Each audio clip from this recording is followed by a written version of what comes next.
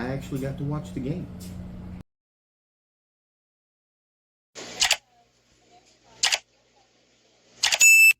That's right, YouTube. Your boy got to watch the game. Very shocker for me because I had literally just purchased yesterday the YouTube Sunday ticket. Wasn't expecting to be able to actually see a preseason game. And I got everything set up to kind of keep up with the game and listen to it best I could. And so turned on YouTube, and lo and behold, in front of me is Dolphins-Lions game. And click on it, got to watch the whole game, and it's so different because most of the time when I'm doing anything like this, I'm basically having to go off of stats and just trying to get highlights. And to be able to watch the game, you get to pick up so much more, and I'm going to go into some of that in my notes. But yeah, actually, the Dolphins played really good overall. I mean, it's preseason, no starters. But the point is to see what we have in reserves, in the backups, and some of these guys really played well today. Some surprises that played well. The quarterbacks played better. So yeah, that's what we're going to be discussing. Just got done watching it. Took a few final notes and stats to give you guys. But welcome to Finn's Temporal Focus, where we are all about Dolphins football, past, present, and future. Today we are talking present, and after the Lions scrimmage that we had, a lot of talk, especially Tua came out saying, hey, we have no energy, horrible practice. And they had a players only meeting, and they came out in that second practice and played a lot better. But again, no Tua, no Hill, no Waddle, none of those guys suited up. But the guys that did suit up, especially on defense, came to play. Now, they still gave up a little bit of yardage in the run game, but overall, defensively, when you look at it, they played really well defensively. I'm going to be a little bit all over the place. My notes I take as I watch the ball game, but you've got to start with the end of the game. And absolutely, play of the game, Ethan Robinson. I hope I can get a picture for the cover of this, of him making this interception. I don't know what this guy his vertical measurement is, but he looked like Michael Jordan dunking the ball from free throw. You know, that was amazing. His knees was like up here around guys' heads. So Ethan Robinson, play of the game by far.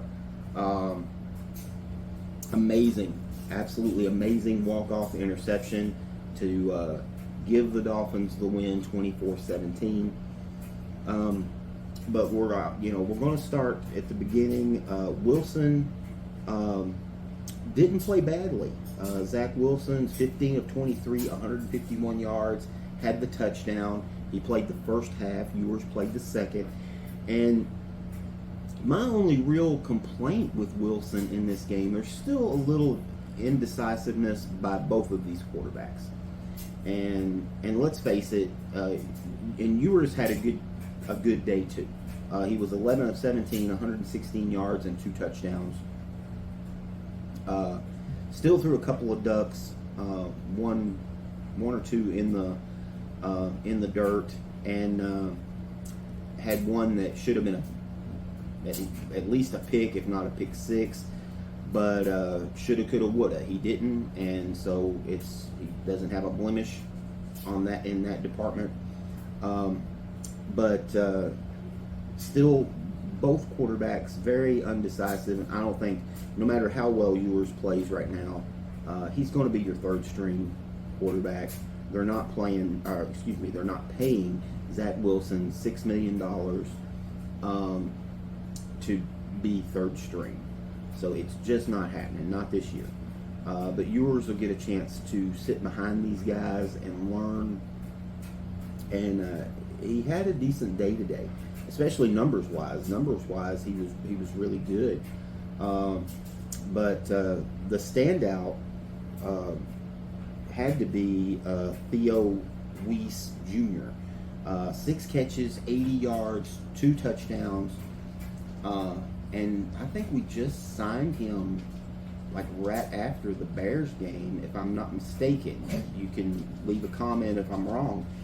But I know he's not been on the team very long.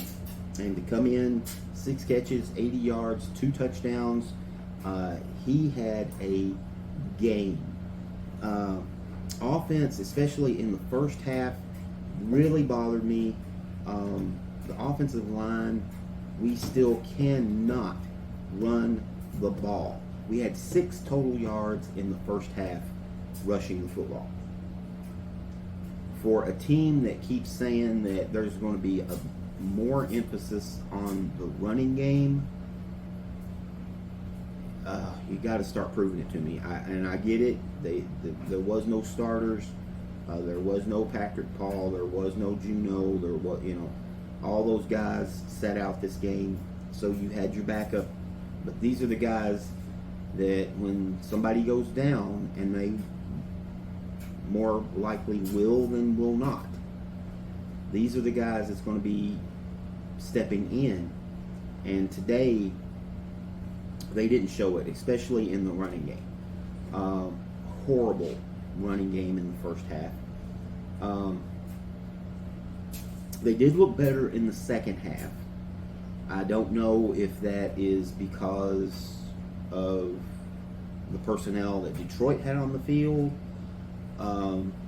or if we just picked it up a notch, but they did play better in the second half, especially in the running game.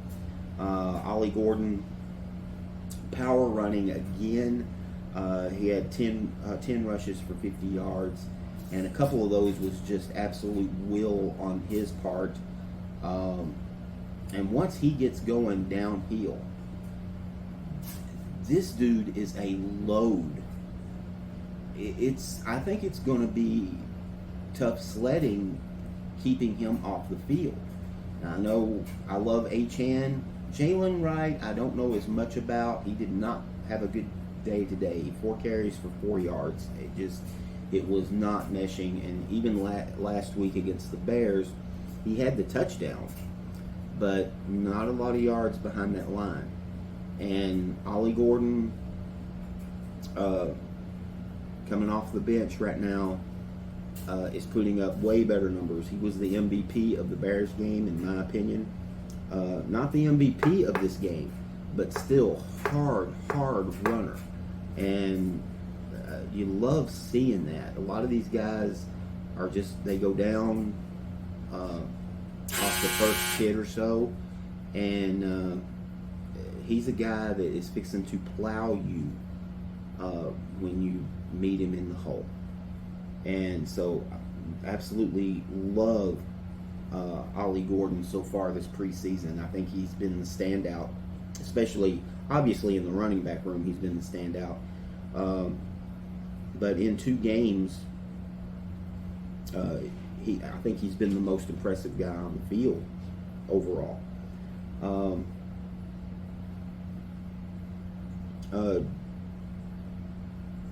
Dwayne Eckridge looked good in the first half as well. Had a nice screen play for about 30 yards. And actually caught the touchdown from Wilson. So he had a decent day. I don't think I wrote down his final numbers, but he did have a good day. Um,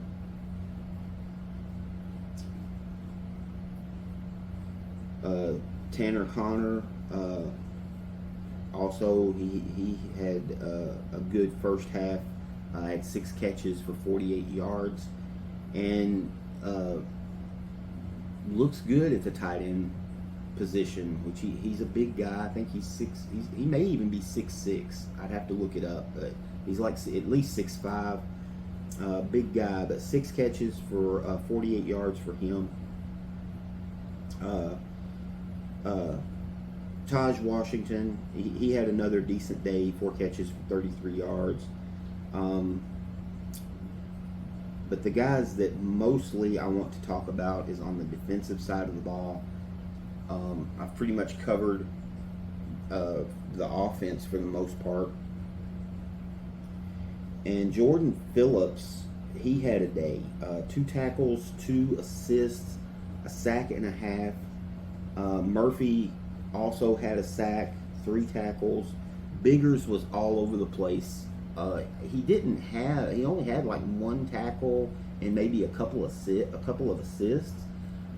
But every play, you've seen him hustling, and he was running. And this is the kind of stuff that you miss when you're just looking at highlights or stats, is the hustle and the guys that are playing with heart. And Biggers was really all over the place for this defense. Played really solid.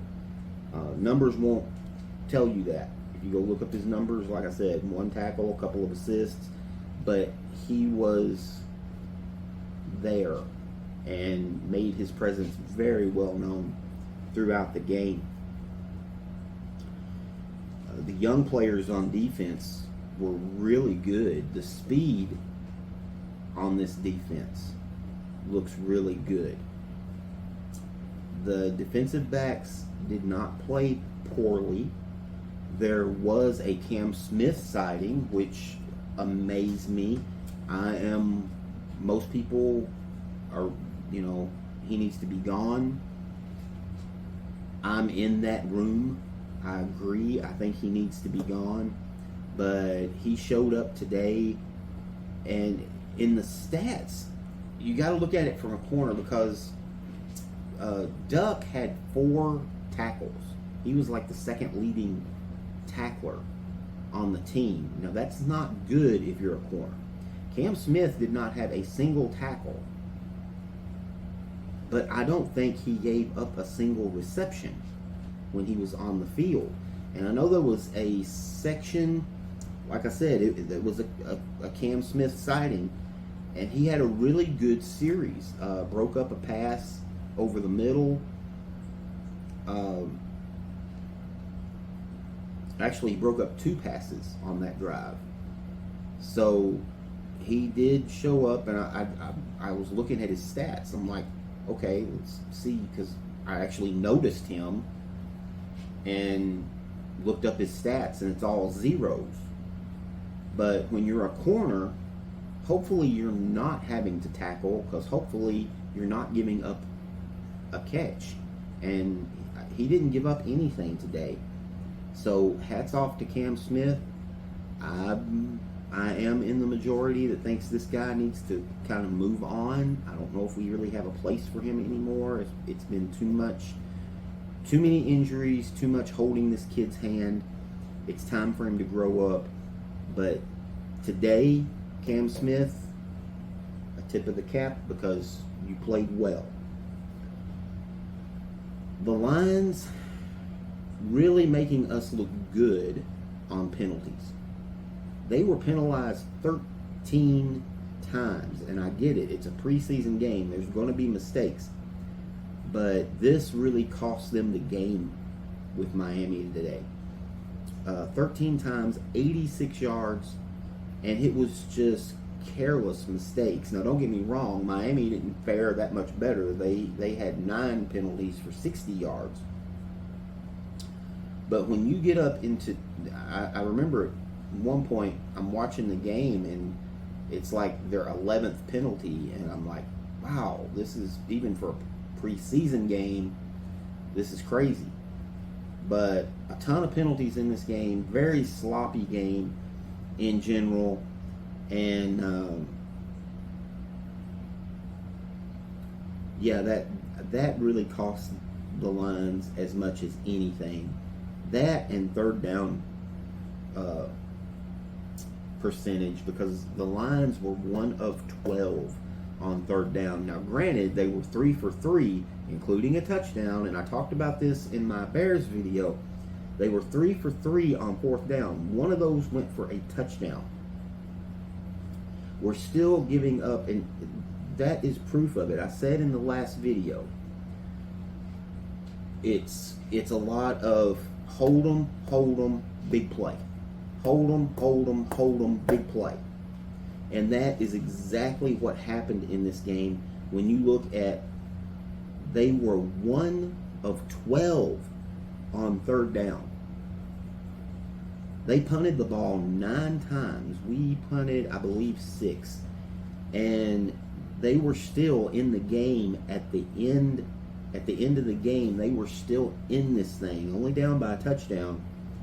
And when your defense is getting off the field that much, because, like I said, 1 of 12 on third downs is amazing by the defense.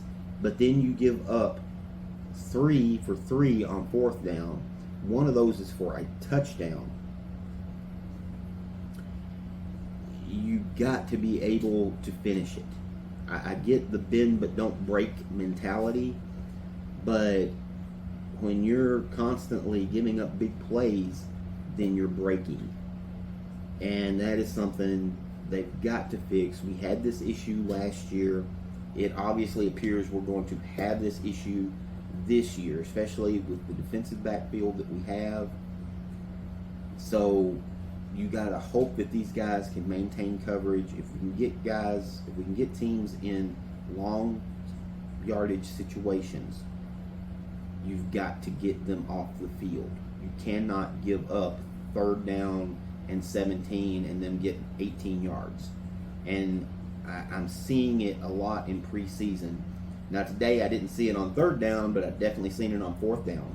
So that's got to be fixed somehow, some way. Got to get off the field.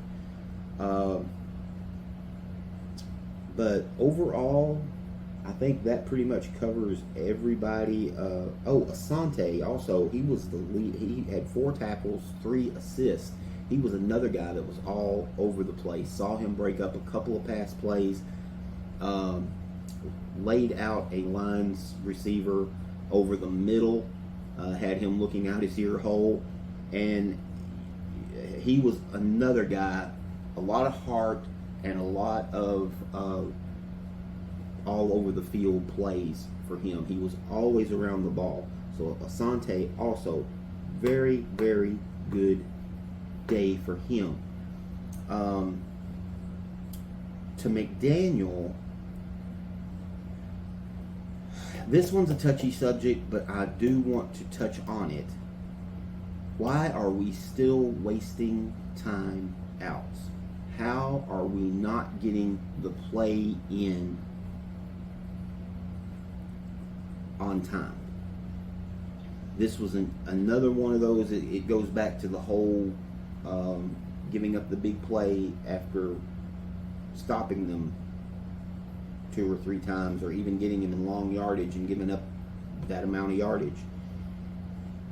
Went through this last year. A lot of timeouts just thrown away that we may need at the end of the game. Now, I get making sure you got your personnel right. There's certain situations in the ball game, but especially if you're in a close game, those timeouts are gold, especially at the end of the half and the end of the game. And in the first half, we threw away 2 timeouts and then came right out in the third quarter, and I'm pretty sure it was the first drive, may have been the second, but I'm pretty sure it was the first drive, and threw away another timeout just because we couldn't get set or couldn't get the play in. This is something, if it's taking you that long to set up the play's too long.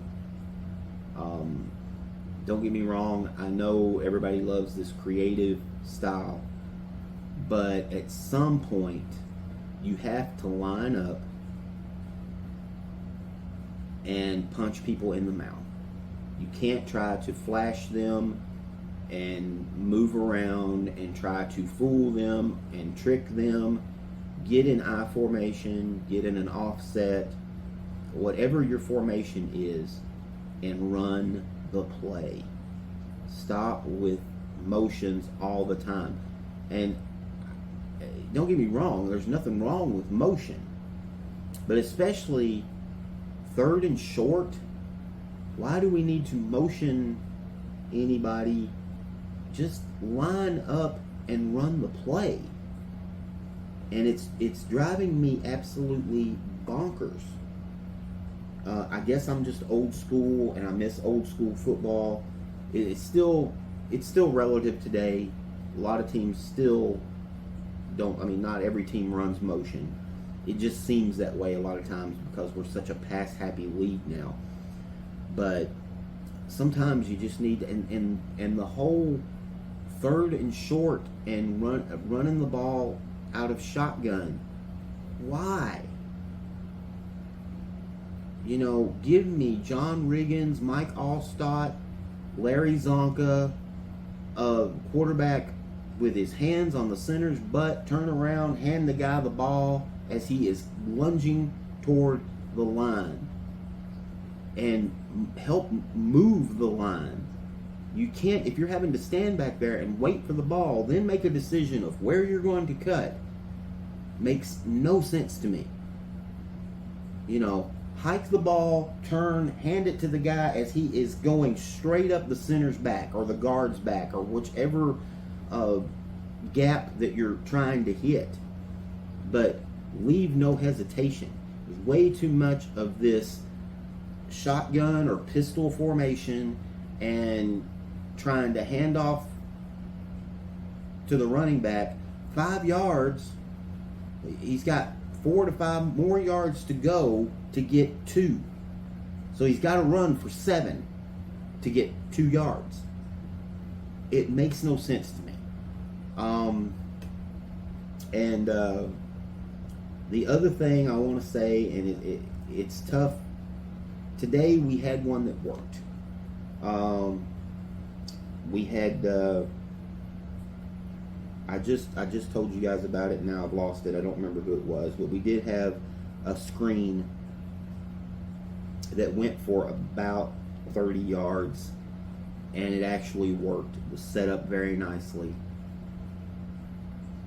But stop with the bubble screens, please. For the love of everything holy, I cannot handle another 3rd down and 8 and running a guy out into the sideline and trying to set it. Like, the lines are just sitting there waiting. Like, you can see the guy, he's dying to get ready for the ball to be hiked because he knows exactly where it's going. So please, for the love of everything holy, stop with the bubble screens. Here and there, I understand them. But way too much. Way too much. Just like the 3rd down. And I even understand every once in a while getting in shotgun and running the ball out of shotgun to pick up that 3rd down 2 or 3 yards. It's the fact that we do it too much.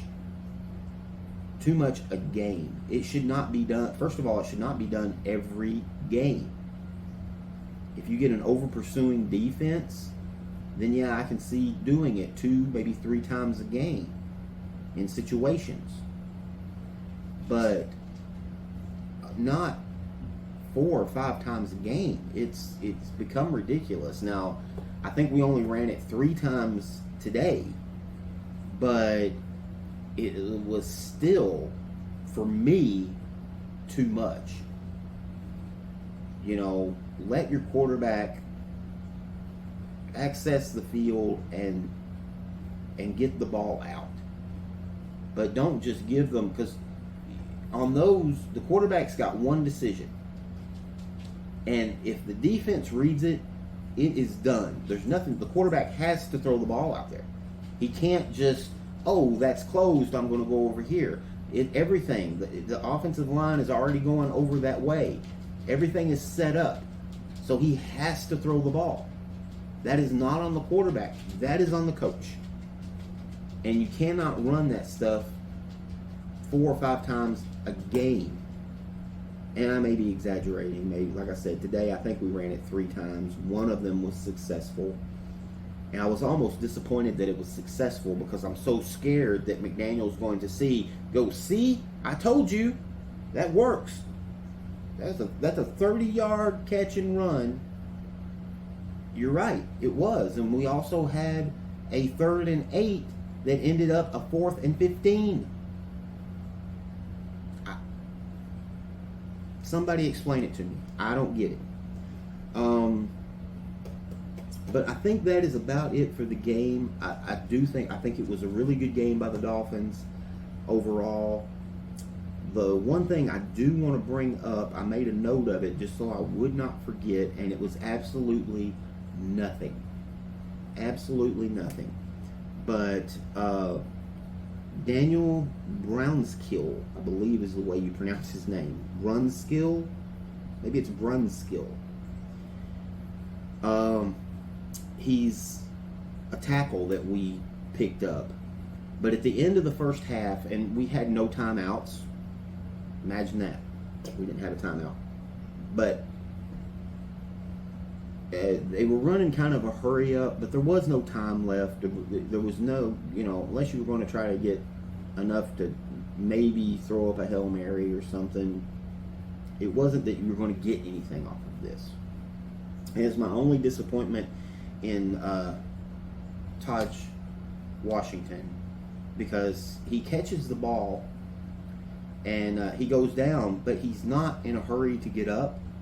He's just kind of holding the ball, and Brunskill is that's the way I'm pronouncing it. And if I mispronounce it, I apologize, because I want to give you kudos for this play.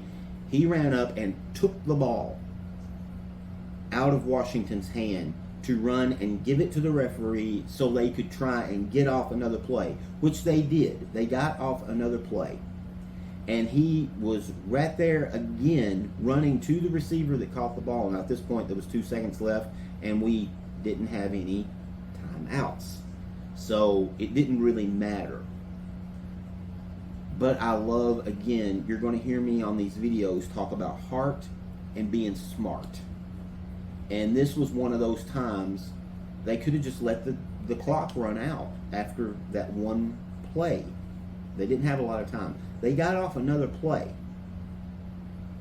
And it was because of him being aware of the situation that I need to touch the ball and I need to get it to the referee, and you need to get up off your butt so we can run another play, because you never know what's going to happen. Something might break. And it just seemed like they were very lackluster of trying to get there. But my hat is off to Daniel Brunskill, we're going to go with, for being aware, going and getting the ball, making sure it went to the referee so they could get another play off, because everybody else seemed just so, we're letting the clock run out. And maybe they were just letting the clock run out. But I love the hustle. I love the fact this guy was like, we've got to move. And that should be the quarterback. That should be the quarterback's job. Guys, move, get to the line of scrimmage so we can get another play off.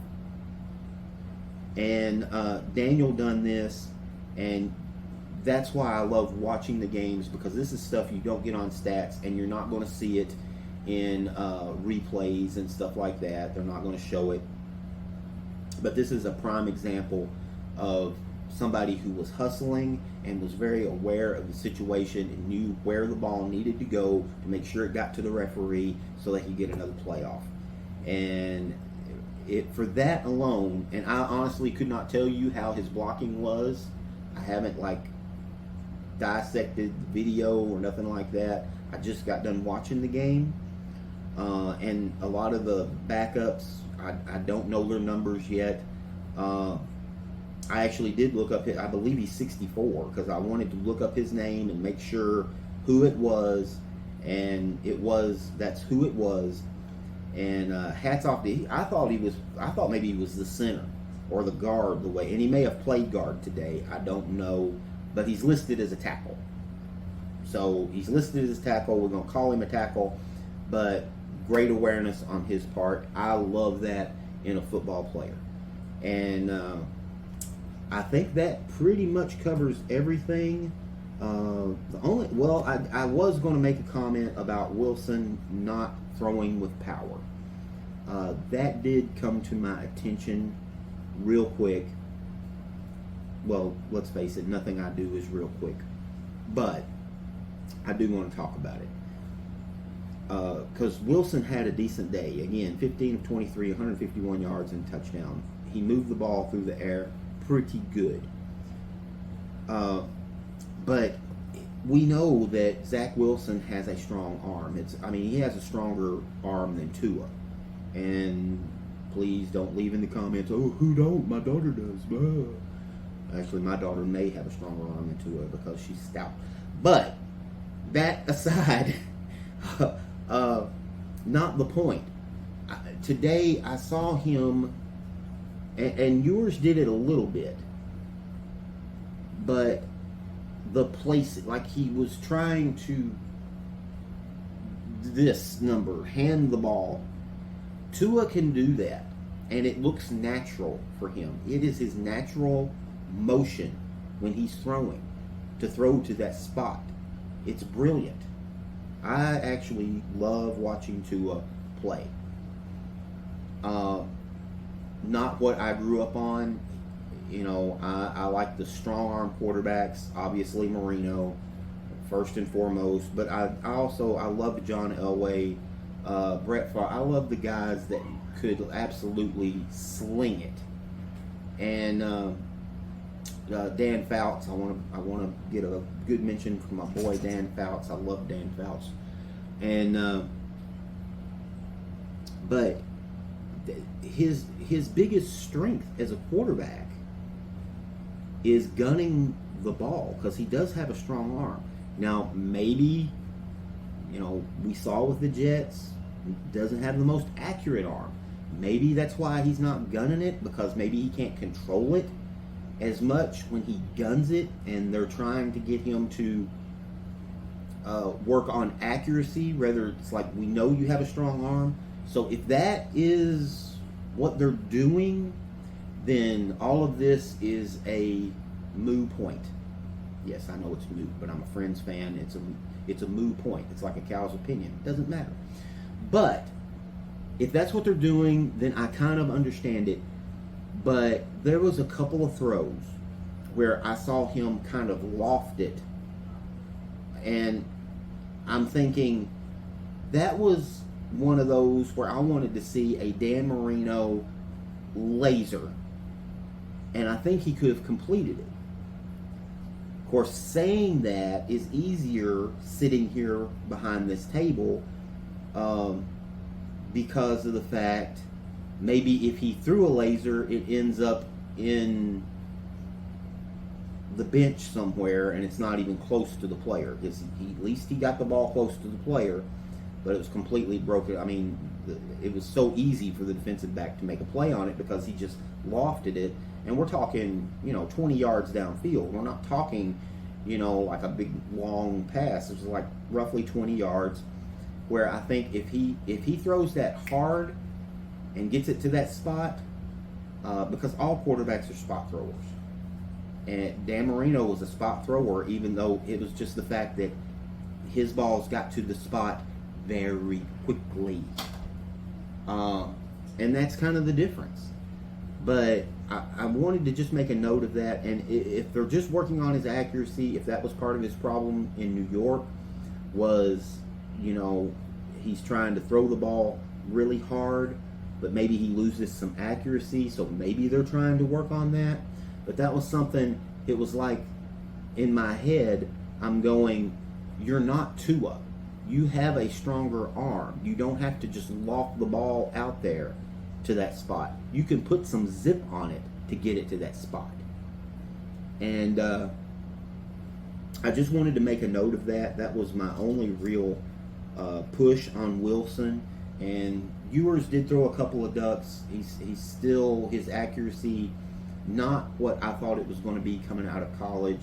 But I was not expecting Ewers to be our starter. I was not expecting him to be our second string quarterback.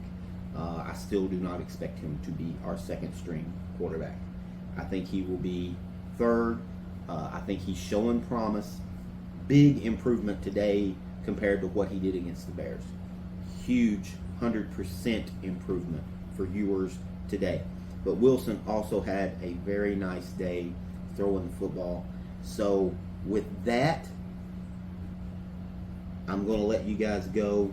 But please, make good decisions. Hopefully, I will get another video out later on this week. And I'll definitely do a video coming up for the Jacksonville game, preseason. Don't know if that one will be on for me to watch or not. I may have to take the word of highlights and stats on that one. So we'll see. It'd be nice if it was to come up, because like I said, I did get the YouTube package, and for what you pay for that, they really should give you the preseason games, because it is kind of ridiculous. But I get it. It is what it is. But I was really excited today to turn on and be able to watch Miami Dolphins football, even if it was the backups. I enjoyed it so much, seeing the guys play. And hey, we won the game. Always a nice feeling, whether it means something, whether it does not. I know it means something for these young players who's trying to make a football team, whether it be with Miami or whether it be with somebody else. And the same for the Detroit Lions. These guys are going out and busting their butt, and they may not make the Lions, they may not make the Dolphins, but they may be able to get picked up somewhere else and have a career of some kind. So just want to say good luck to all of the bench warmers out there, and keep working hard, and hopefully your dreams come true. But can't really say it doesn't matter. A lot of people use that, me included. It's a meaningless preseason game. Harsh words, because all of it means something to these guys playing the game. So again, just want to say, guys, make good decisions, and fins up.